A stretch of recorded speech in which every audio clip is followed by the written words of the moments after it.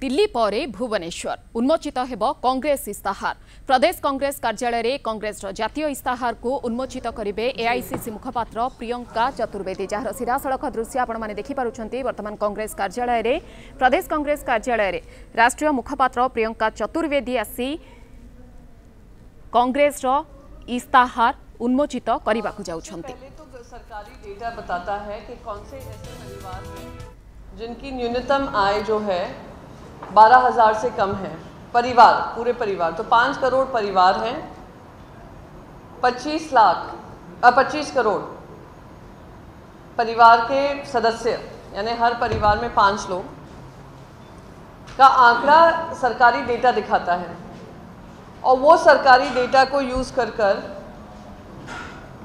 हम जो ऐसे परिवार हैं उनको चुनकर उनको टारगेटेड मैनर में फेज़ वाइज हम उसको रोल आउट करेंगे। फेज़ वाइज वो रोल आउट होगा, हम उसको लोगों तक पहुंचाएंगे।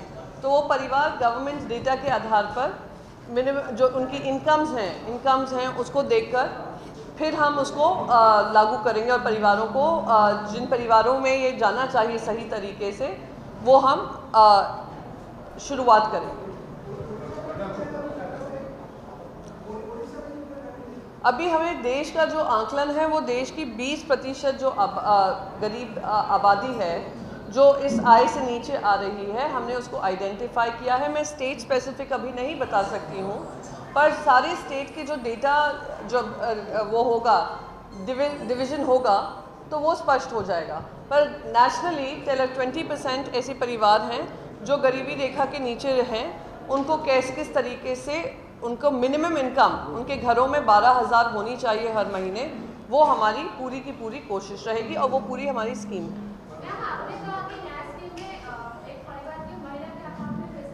जी, तो देखिए, हम उन परिवारों को भी वंचित नहीं रखेंगे। हमें उम्मीद है कि हर परिवार में एक महिला तो होगी ही होगी।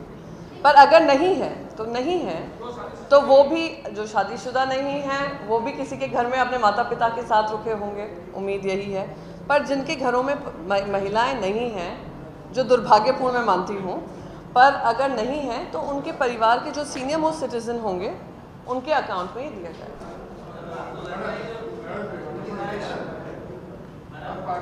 जी, one second, I'll just take a question from him.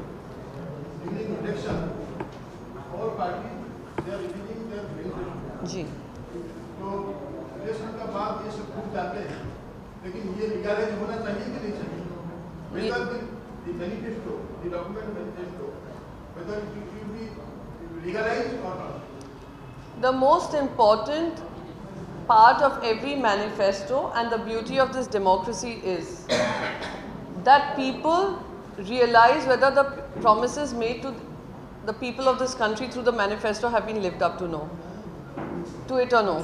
And you would have seen how people are now calling Mr. Modi a jumlebaz.